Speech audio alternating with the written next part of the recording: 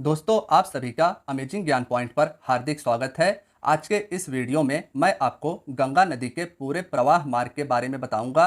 मैं आपको समझाऊंगा यह नदी कहां से शुरू होती है, किन किन स्थानों से होते हुए यह नदी बहती है, कौन कौन सी इसकी सहायक नदी है, इसका फाइनल डेस्टिनेशन क्या है, यानी आखिर में जाकर यह नदी कहाँ गिरती है। ये सारी की सारी चीज़ें आज हम लोग डायग्राम के माध्यम से समझेंगे।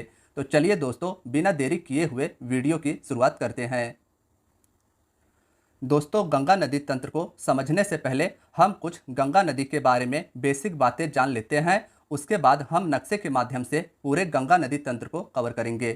तो देखिए, गंगा भारत की सबसे लंबी नदी है जिसकी लंबाई 2525 किलोमीटर है। दोनों ही बातें इंपॉर्टेंट है। भारत की सबसे लंबी नदी गंगा नदी है, इसे आप याद रखिएगा। इसकी लंबाई 2525 किलोमीटर यानी 2525 किलोमीटर है। गंगा नदी दो देशों से होकर गुजरती है, भारत और बांग्लादेश, यानी कि गंगा नदी भारत और बांग्लादेश से होते हुए बहती है। दोस्तों, भारत में गंगा को गंगा के नाम से और बांग्लादेश में इसे पद्मा के नाम से जाना जाता है। इंपॉर्टेंट है, याद रखिएगा। बांग्लादेश में गंगा नदी को पद्मा नदी कहा जाता है। गंगा नदी भारत के 5 राज्यों से गुजरती है। ये 5 राज्य हैं उत्तराखंड, जहाँ से गंगा नदी का उद्गम होता है। उसके बाद उत्तर प्रदेश में गंगा नदी इंटर करती है। उत्तर प्रदेश के बाद बिहार और झारखंड के कुछ हिस्सों से होते हुए पश्चिम बंगाल में यह नदी चली जाती है। इसके बाद यह नदी बंगाल की खाड़ी में अपना मुहाना बनाती है। आगे की वीडियो में हम सभी इसको नक्शे से समझेंगे। यहाँ पर बस यह याद रखना है आपको कि गंगा नदी भारत के 5 राज्यों से गुजरती है: उत्तराखंड, उत्तर प्रदेश, बिहार, झारखंड और पश्चिम बंगाल। दोस्तों, गंगा नदी अपने शुद्धिकरण क्षमता के लिए दुनिया भर में जानी जाती है, ऑक्सीजन की अधिकता के कारण। यह भी आपको याद रखना है। अन्य नदी के पानी को अगर आप कुछ दिन के लिए रख देते हो तो उस पानी में कीड़ा पड़ जाता है, लेकिन गंगा नदी के पानी में ऐसा बिल्कुल नहीं होता है। वैज्ञानिकों का मानना है कि इस नदी के पानी में बैक्टीरियोफेज नाम का वायरस पाया जाता है। तो वायरस यानी विषाणु का नाम याद रखिएगा। गंगा नदी के पानी में बैक्टीरियोफेज नाम का एक वायरस पाया जाता है और यह वायरस पानी में उपस्थित जीवाणु यानी बैक्टीरिया और हानिकारक सूक्ष्म जीव को नष्ट कर देता है, यानी कि खा जाता है, जिससे गंगा नदी का पानी सदैव स्वच्छ और शुद्ध रहता है। तो साथियों, यह गंगा नदी की विशेषता है, इसे आप याद रखिएगा। गंगा नदी को वर्ष 2008 में राष्ट्रीय नदी घोषित किया गया था, तो यह भी याद रखिएगा। इंपॉर्टेंट है, कई एग्जाम में पूछा जा चुका है। हमारी नेशनल रिवर गंगा नदी है। इस नदी में पाए जाने वाले गंगा डॉल्फिन को राष्ट्रीय जलीय जीव भी घोषित किया गया है। गंगा डॉल्फिन को आप पिक्चर में भी देख सकते हैं। यह डॉल्फिन गंगा नदी में पाया जाता है, जिसे भारत का राष्ट्रीय जलीय जीव घोषित किया गया है। तो हम सभी ने अभी तक जाना गंगा नदी के बारे में कुछ बेसिक बातों को। अब हम जानेंगे गंगा नदी के उद्गम स्थल को। तो दोस्तों, अब हम देखेंगे गंगा नदी का उद्गम कहाँ से होता है। तो देखिए, भारत के उत्तराखंड राज्य के उत्तरकाशी जिले में गोमुख के पास 2 ग्लेशियर पाए जाते हैं। एक है गंगोत्री ग्लेशियर और एक है सतोपंथ ग्लेशियर। गंगोत्री हिमानी से गंगा नदी निकलती है, इसे आप याद रखिएगा। यानी कि इसका उद्गम स्थल उत्तराखंड का गंगोत्री हिमानी है, लेकिन यहाँ पर इस नदी को भागीरथी नदी कहते हैं, जिसे आप नक्शे में भी देख सकते हैं। दोस्तों, ग्लेशियर को हिंदी में हिमानी कहा जाता है, तो यह भी याद रखिएगा। फिर से एक बार देखिए, उत्तराखंड राज्य में 2 ग्लेशियर में से एक का नाम है गंगोत्री ग्लेशियर और दूसरा है सतोपंथ ग्लेशियर। गंगोत्री ग्लेशियर से भागीरथी नदी निकलती है, सतोपंथ ग्लेशियर से अलकनंदा नदी निकलती है और इन दोनों ही नदियों का मिलन उत्तराखंड राज्य के देवप्रयाग में होता है। जब यह दोनों ही नदियां देवप्रयाग में मिलती हैं, उसके बाद इन नदियों के संयुक्त जलधारा को गंगा नदी कहा जाता है। यानी कि गंगा नदी 2 नदियों के संगम से बनी है। काफ़ी ज़्यादा महत्वपूर्ण है, एग्जाम में कई बार पूछा गया है। तो दोस्तों, यह बात आप याद रखिएगा। भागीरथी और अलकनंदा नदी का संगम देवप्रयाग में होता है और यहीं से गंगा नदी को गंगा के नाम से जाना जाता है। दोस्तों, अलकनंदा नदी के तट पर बद्रीनाथ मंदिर स्थित है, इसे भी आप याद रखिएगा। यह भी एग्जाम के पॉइंट ऑफ व्यू से काफ़ी ज़्यादा इंपॉर्टेंट है। तो दोस्तों, जैसा कि पिछले स्लाइड में हमने देखा कि गंगा नदी 2 नदियों के संगम से बनी है। एक है भागीरथी नदी और दूसरी है अलकनंदा नदी। अलकनंदा नदी की कुछ सहायक नदियां हैं। अलकनंदा नदी की सहायक नदियों से पिछले कई एग्जाम्स में क्वेश्चंस पूछे गए हैं। मोस्ट इंपॉर्टेंट है। तो यह जो अलकनंदा नदी में इसकी सहायक नदियां मिलती हैं, वह कौन कौन से जगह पर मिलती हैं, यानी संगम करती है। आइए इन्हें देखते हैं।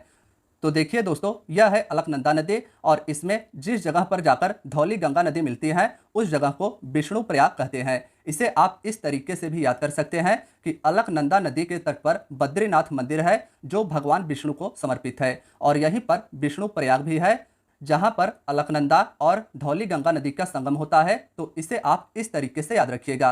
दोस्तों, उत्तराखंड में 5 प्रयाग है। प्रयाग का मतलब होता है नदियों का संगम या सम्मिलन और 5 प्रयागों में एक नदी सिमिलर है अलकनंदा। आप चाहे विष्णु प्रयाग या नंद प्रयाग या कर्ण प्रयाग या रुद्र प्रयाग या देव प्रयाग, इन सभी प्रयाग को देख लीजिए। इन सभी में अलकनंदा नदी एक साइड रहेगी और दूसरी साइड अन्य नदी रहेगी। तो देखिए, अलकनंदा नदी और धौली गंगा नदी जहां पर संगम करती है उस जगह को विष्णु प्रयाग कहते हैं। अलकनंदा और नंदाकिनी नदी जहां पर संगम करती है उस जगह को नंद प्रयाग कहते हैं। साथियों, मोस्ट इंपॉर्टेंट है, यह तो आसान है, नंदाकिनी नदी और नंद प्रयाग सिमिलर है, तो इससे भी आप याद कर सकते हैं। अलकनंदा और पिंडार नदी जिस जगह पर संगम करती है उस जगह को कर्ण प्रयाग कहते हैं। रुद्रप्रयाग मंदाकिनी और अलकनंदा नदी के संगम को कहते हैं। दोस्तों, उत्तराखंड राज्य में प्रसिद्ध केदारनाथ मंदिर है और यहीं से निकलती है मंदाकिनी नदी और यह नदी रुद्रप्रयाग में जाकर अलकनंदा नदी से मिल जाती है। अब देखिए, मंदाकिनी नदी निकल रही है केदारनाथ धाम से। केदारनाथ धाम भगवान शिव का स्थल है और आगे जाकर यह रुद्रप्रयाग में अलकनंदा से मिल जाती है। तो रुद्र भी भगवान शिव को ही कहा जाता है। इस प्रयाग को आप इस तरीके से याद कर सकते हैं। और भागीरथी अलकनंदा जिस जगह पर संगम करती है उस जगह को देव प्रयाग कहते हैं। तो यह आपके पंच प्रयाग यानी 5 प्रयाग हो गए। जो बगल में भी लिखा हुआ है इसका आप स्क्रीनशॉट लेकर 1-2 बार जरूर देख लीजिएगा, यह आपको याद हो जाएगा। आगे देखिए, तो देव प्रयाग से गंगा नदी दक्षिण पूर्व दिशा से होते हुए बहती जाती है। साथियों, आगे के स्लाइड में अब हम सभी इसके बारे में विधिवत जानेंगे। तो देखिए दोस्तों, मैंने इस स्लाइड में पूरे गंगा नदी तंत्र को कवर किया है। इस स्लाइड से काफ़ी ज़्यादा क्वेश्चंस आपके एग्जाम में पूछे जाते हैं, तो इसे ध्यान से देखिएगा। इस स्लाइड में हम जानेंगे गंगा की कौन सी सहायक नदी है, कौन सा शहर गंगा नदी के तट पर बसा हुआ है, गंगा नदी कहाँ कहाँ से गुजरती है, गंगा की सहायक नदी कहाँ पर गंगा में मिल रही है। तो चलिए अब बात करते हैं गंगा के इन सभी विशेषताओं की। तो जैसा कि पीछे मैंने आप सभी को बता दिया था, भागीरथी नदी और अलकनंदा नदी का संगम देवप्रयाग में हुआ था और देवप्रयाग के बाद यह गंगा नदी बनी। तो इसके बाद हम यहाँ से आगे कंटिन्यू करते हैं। देखिए दोस्तों, देवप्रयाग के बाद गंगा नदी हरिद्वार में पहुंचती है और यहाँ से 2 क्वेश्चंस एग्जाम्स में पूछा जाता है कि हरिद्वार किस नदी के तट पर बसा हुआ है। तो गंगा नदी याद रखिएगा, या गंगा नदी के तट पर हरिद्वार शहर बसा हुआ है। एक और क्वेश्चन यहीं से पूछा जाता है कि गंगा नदी मैदान में यानी मैदानी क्षेत्र में प्रवेश कब करती है। तो इसका भी राइट आंसर रहेगा हरिद्वार, उत्तराखंड। हरिद्वार से पहले गंगा नदी ऊंचे पहाड़ों से होकर बहती है, लेकिन हरिद्वार से यह मैदानी भागों में प्रवेश कर जाती है। तो साथियों, इसे भी आप याद रखिएगा। इसके आगे गंगा नदी उत्तराखंड राज्य को पार करती है। उत्तराखंड राज्य को पार करने के बाद उत्तर प्रदेश के बिजनौर जिले से उत्तर प्रदेश में गंगा नदी इंटर करती है और आगे बढ़ते हुए जब यह नदी कन्नौज में पहुंचती है तब इसमें एक नदी आकर मिलती है जिसका नाम है रामगंगा। यह नदी एग्जाम के पॉइंट ऑफ व्यू से काफ़ी ज़्यादा महत्वपूर्ण है। यह गंगा की पहली सहायक नदी है। तो दोस्तों, यह आपके एग्जाम के लिए इंपॉर्टेंट हो जाता है। ध्यान से सुनिएगा कि पहली सहायक नदी रामगंगा नदी है जो उत्तराखंड से निकलती है और यूपी के कन्नौज में इसका संगम गंगा से होता है। अब दोस्तों, आपके दिमाग में एक और बात आ रही होगी कि इसके पहले भी मैंने कुछ नदियों को बताया था जो कि गंगा में संगम कर रही थी, लेकिन दोस्तों यहाँ पर ध्यान आपको यह देना है कि उस समय गंगा नदी का नाम गंगा नहीं था। तो पहली सहायक नदी रामगंगा नदी हो जाती है जो उत्तर प्रदेश के कन्नौज में गंगा में मिलन करती है। इसका नाम याद रखिएगा। दोस्तों, इसके साथ साथ एक और बात महत्वपूर्ण है जो आपको याद रखनी है कि कौन सी गंगा की सहायक नदी किस तरफ से गंगा में मिल रही है यानी संगम कर रही है। तो पहली नदी जो रामगंगा है यह गंगा नदी में बाएं तरफ से संगम कर रही है। देखिए, यहाँ पर गंगा नदी इस साइड में जा रही है, तो रामगंगा नदी बाएं तरफ से इससे मिल रही है। साथियों, इसे आप याद रखिएगा। तो कन्नौज के बाद गंगा नदी आगे बढ़ती है और कानपुर से होते हुए प्रयागराज पहुंचती है। ध्यान यह भी रखिएगा कि कानपुर शहर गंगा नदी के तट पर बसा हुआ है। दोस्तों, कानपुर के बाद जब गंगा नदी प्रयागराज में पहुंचती है तब इसमें दाहिने तरफ से एक नदी जाकर मिलती है जिसका नाम है यमुना। यह भी नदी एग्जाम के पॉइंट ऑफ व्यू से इंपॉर्टेंट है। दोस्तों प्रयागराज में 3 नदियों का संगम होता है, गंगा, यमुना और सरस्वती। यमुना नदी गंगा में दाहिने तरफ से जाकर मिलती है, जबकि सरस्वती नदी विलुप्त हो गई है, यानी कि सरस्वती अदृश्य नदी है जो गंगा में संगम करती है। दोस्तों गंगा की सबसे बड़ी सहायक नदी यमुना नदी है, तो इससे भी क्वेश्चंस अधिकतर एग्जाम्स में पूछ लिए जाते हैं। तो आइए इसके भी विशेषताओं को हम यही देख लेते हैं। यमुना नदी का उद्गम उत्तराखंड राज्य के यमुनोत्री हिमानी यानी ग्लेशियर से होता है, जिसे आप मैप में भी देख सकते हैं। जो आपकी गंगोत्री हिमानी है, जहां से भागीरथी नदी निकली थी, उसी के बगल में है यमुनोत्री हिमानी और यहीं से यमुना नदी निकलती है। गंगा नदी के समांतर बहती हुई यह नदी उत्तर प्रदेश में प्रवेश करती है। उत्तर प्रदेश के बहुत से प्रसिद्ध शहर इस नदी के तट पर बसे हुए हैं, जैसे मथुरा, आगरा इत्यादि। आगे जाकर यह नदी प्रयागराज में गंगा नदी में मिल जाती है। और यमुना नदी को याद रखिएगा साथियों, इसे ही कालिंदी नदी भी कहते हैं। यह भी क्वेश्चन एग्जाम में कई बार पूछा जा चुका है कि यमुना नदी का अन्य नाम क्या है, तो कालिंदी नदी यमुना का अन्य नाम है। दोस्तों यमुना नदी के भी कुछ सहायक नदियां हैं, जिन्हें हम यहीं पर देख लेते हैं। तो मध्य प्रदेश राज्य के इंदौर जिले से चंबल नदी निकलती है। चंबल नदी यमुना की सबसे बड़ी सहायक नदी है, जो आगे जाकर यमुना नदी में मिल जाती है। दोस्तों जिस प्रकार से गंगा की सबसे बड़ी सहायक नदी यमुना है, ठीक उसी प्रकार से यमुना की सबसे बड़ी सहायक नदी चंबल है, इसे आप याद रखिएगा। दूसरी नदी है बेतवा। बेतवा नदी का भी उद्गम मध्य प्रदेश राज्य के विंध्य पर्वत से होता है और यह भी यमुना की प्रमुख सहायक नदी है, जो आगे जाकर यमुना में मिल जाती है। यमुना की तीसरी प्रमुख सहायक नदी है केन नदी। केन नदी का उद्गम मध्य प्रदेश राज्य के कैमूर पहाड़ी से होता है और यह भी यमुना की सहायक नदी है। दोस्तों यह तीनों ही नदियां मध्य प्रदेश राज्य से निकलती हैं और आगे जाकर दाहिने तरफ से यमुना में मिल जाती हैं। अब इन्हें आप याद कैसे करेंगे, तो इसके लिए एक ट्रिक है KBC। इसे आप जब उल्टा करके देखेंगे तो K से हो जाएगा केन नदी, B से हो जाएगा बेतवा नदी और C से हो जाएगा चंबल नदी। तो इस ट्रिक के माध्यम से भी आप यमुना की इन तीनों सहायक नदियों को याद कर सकते हैं।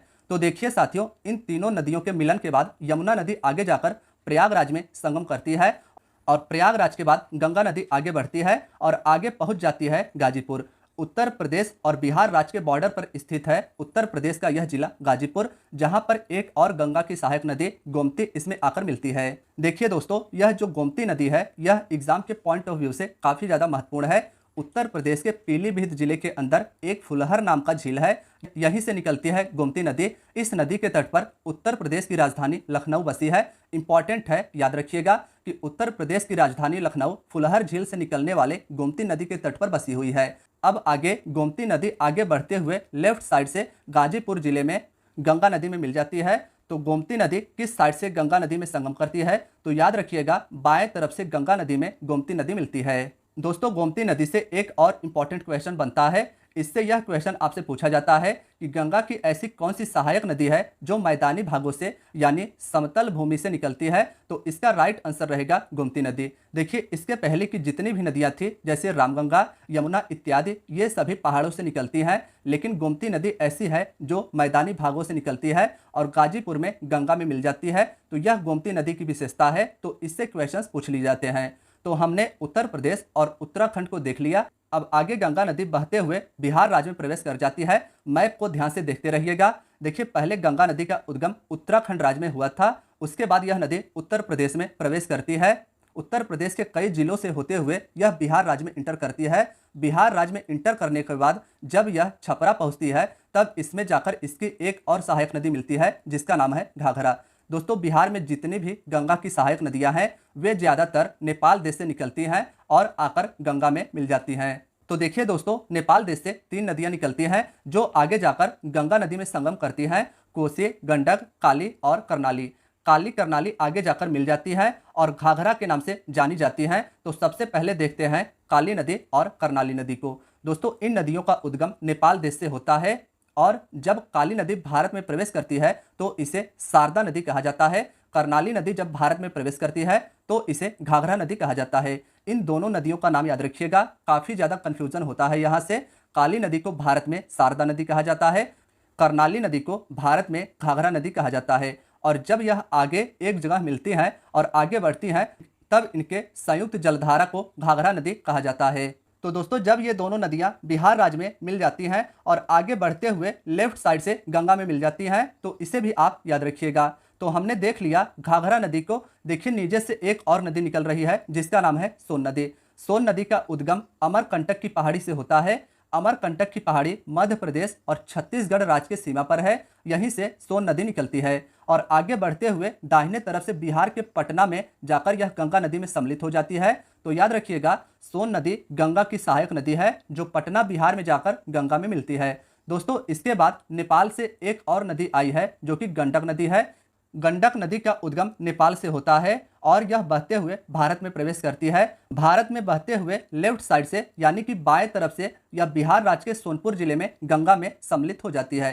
तो अभी तक हमने देखा घाघरा नदी छपरा में, पटना में सोन नदी और सोनपुर बिहार में गंडक नदी गंगा नदी में सम्मिलित हो चुकी है। उसके बाद दोस्तों नेपाल से एक और नदी निकलती है जिसका नाम है कोसी नदी। कोसी नदी का उद्गम भी नेपाल देश से होता है। यह नदी नेपाल देश से निकलती है और बहते हुए भारत के बिहार राज्य में प्रवेश करती है।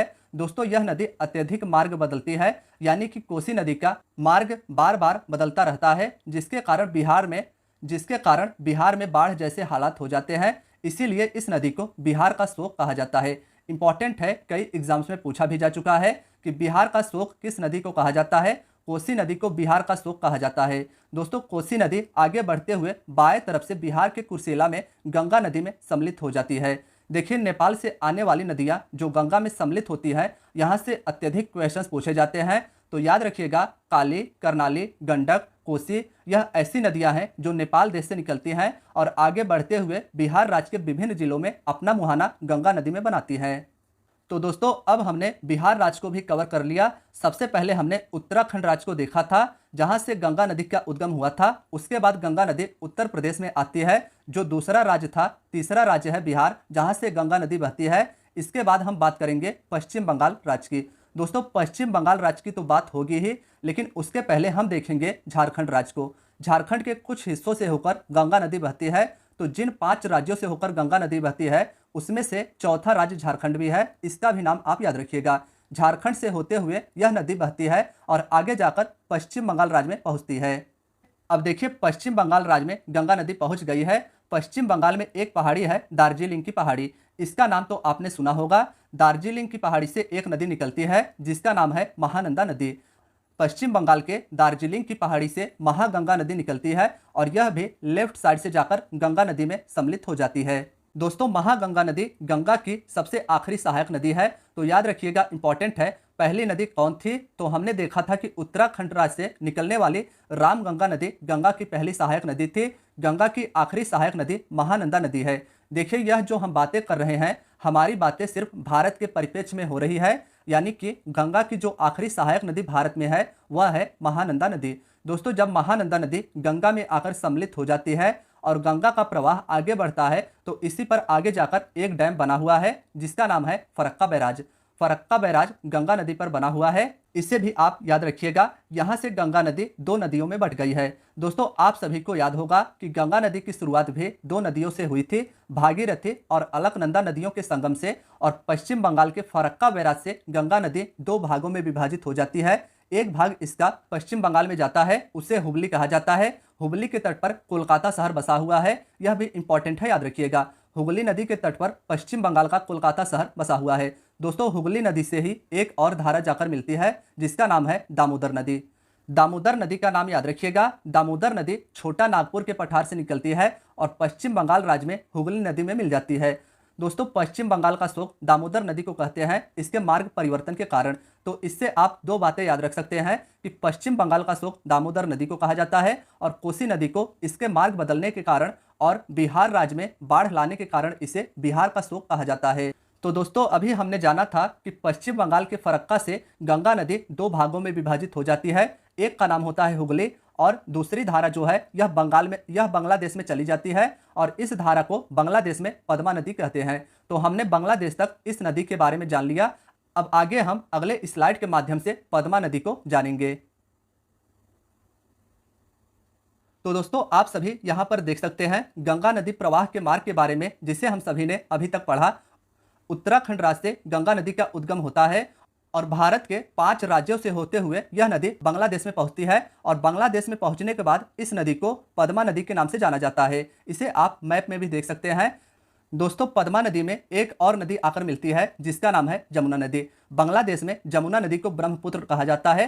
ब्रह्मपुत्र नदी का भी उद्गम तिब्बत से ही होता है और यह भारत के असम राज्य से होते हुए बांग्लादेश में प्रवेश करती है, तब इसे जमुना नदी कहा जाता है। देखिए, गंगा नदी को बांग्लादेश में पद्मा कहा जाता है और ब्रह्मपुत्र नदी को बांग्लादेश में जमुना नदी कहा जाता है। साथियों, एक और धारा आकर इस नदी में मिलती है जिसका नाम है मेघना। अब ये तीनों ही धाराएं एक जगह सम्मिलित होती है और इसके बाद ये जब आगे बढ़ती हैं तब इन तीनों के ही संयुक्त जलधारा को मेघना नदी के नाम से जाना जाता है। तो याद रखिएगा कि गंगा नदी को बांग्लादेश में पद्मा कहा जाता है, ब्रह्मपुत्र को बांग्लादेश में जमुना कहा जाता है और मेघना, इन तीनों ही नदियों का संयुक्त जलधारा जब एक होकर आगे बढ़ती है तब इन तीनों का ही नाम मेघना हो जाता है। साथियों, जब यह नदी आगे बढ़ते हुए बंगाल की खाड़ी में प्रवेश करती है तब इस नदी के द्वारा डेल्टा का निर्माण किया जाता है। तो यहाँ से भी क्वेश्चंस पूछ लिया जाता है कि डेल्टा का निर्माण कौन सी नदी करती है, तो गंगा नदी और ब्रह्मपुत्र और मेघना की संयुक्त जलधारा डेल्टा का निर्माण करती है। कुछ भाग इसका भारत के पश्चिम बंगाल में डेल्टा का निर्माण करती है और बाकी के बांग्लादेश से होते हुए यह नदी बंगाल की खाड़ी में अपना मुहाना बना लेती है। साथियों, बात करें डेल्टा की, तो डेल्टा का निर्माण नदी के द्वारा लाए गए अवसाद के कारण होता है, यानी कि जो भी मिट्टी और पत्थर नदी द्वारा बहाकर लाया जाता है उसी से डेल्टा का निर्माण होता है। डेल्टा प्रायः नदी के मुहाने पर बनता है, यानी कि जहां पर जाकर नदी अपना मुहाना बनाती है वहीं पर मुख्यतः डेल्टा का निर्माण होता है। तो दोस्तों, आज की आपकी वीडियो यहीं तक थी। आई होप यहाँ से पूरा कॉन्सेप्ट आपको समझ में आया होगा। फिर भी अगर कोई क्यूरी रह जाती है आपके मन में तो आप हमें कमेंट बॉक्स में बता सकते हैं। दोस्तों, वीडियो कैसी लगी यह भी हमें कमेंट बॉक्स में जरूर बताइएगा। मिलते हैं हम नेक्स्ट वीडियो में। अपना ख्याल रखिएगा और तैयारी को जारी रखिएगा। धन्यवाद दोस्तों।